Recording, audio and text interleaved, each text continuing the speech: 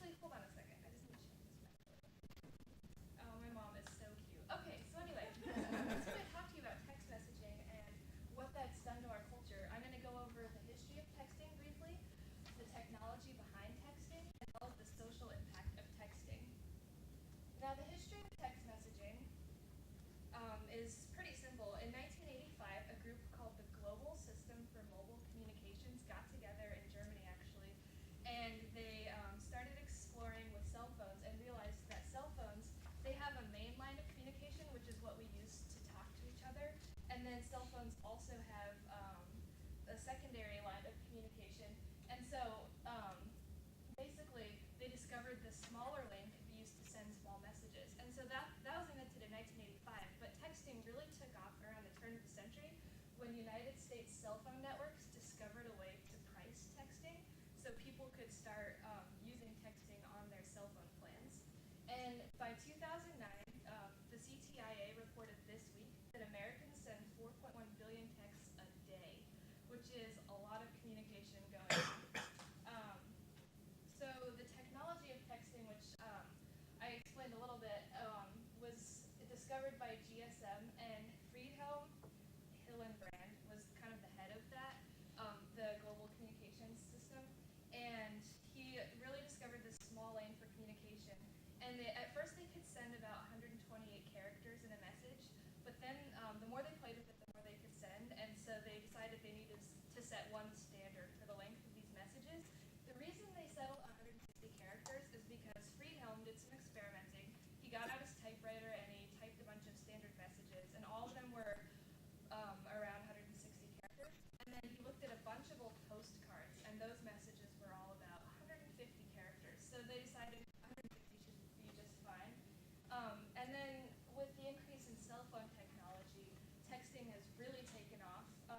Originally, there was something that was just called multi-tap technology, what my phone has, where you have a regular number key with 3 letters to each, and this was really cumbersome, and so things were invented, like T9 words, that make it a lot easier to send a text message, as well as cell phones with full keyboards. So those are some things that helped texting really catch on. As far as the social impact of text messaging goes, I'm going to talk to you about 3 areas. That's something called generation text, language, and distraction.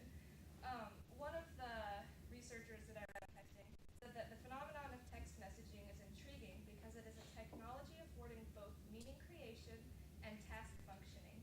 People adopted this technology for instrumental convenience at first, but users are building a new communication mode and a new form of social relationships through its use. So it started as something that, a small technology that was meant for business people to use in meetings, and it completely took off and morphed into what it is becoming, which is basically it's shifting our culture. And so it's shifting the social scape. If you go up to Starbucks and you're standing in line, if you look around, I did this yesterday. While I was standing in line, I saw half the people around Starbucks texting. So everyone's doing it, and you can do it from basically anywhere. And actually, Hillenbrand himself, according to the LA Times, he never imagined that texting would take off the way it did, especially with younger generations. And one thing that I found really interesting is this idea that we're all scribes now. John Sutherland, he's a professor of modern English literature at University College in London.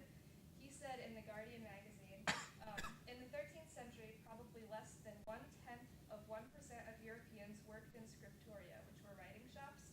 Now, thanks to mobile technology, more than 3/4 of the population, including children, have their personal scriptorium and a delivery system to go with it. We're all scribes now.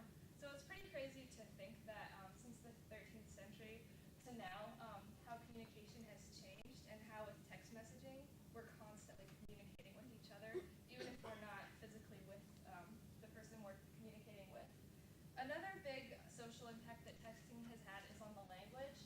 There's something called text lingo, and most of you know what it is. If you want to look at a lot of text lingo, you can check out netlingo.com, which is a dictionary for that. Some scientists are actually concerned with the effects that this net lingo is going to have, or text lingo is going to have on our upcoming generations.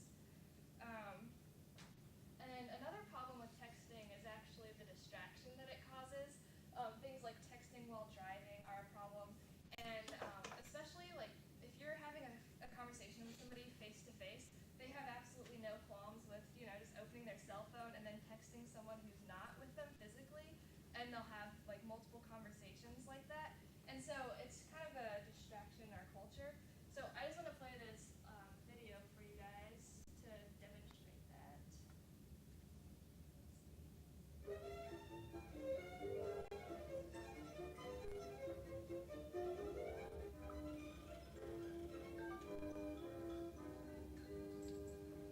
In the modern workplace, technology allows us to do many things at once. Okay, everyone, let's get started. Now, I'm just going to cut right through the action. Our goal is to shift the paradigm and synergize our core competencies here, people. Okay, any ideas?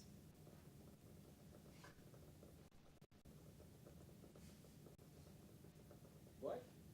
You say something? Look what else they're accomplishing. Emails. New media research.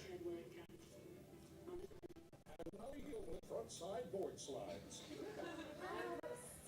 This is what has taken the American economy where it is today. So as you can see, text messaging has really affected the way that we live our lives and communicate. And so I would actually argue that you could free yourself from this technology in some ways. Just make an effort to have face-to-face conversations and be careful about when you text people and not texting in class and stuff like that.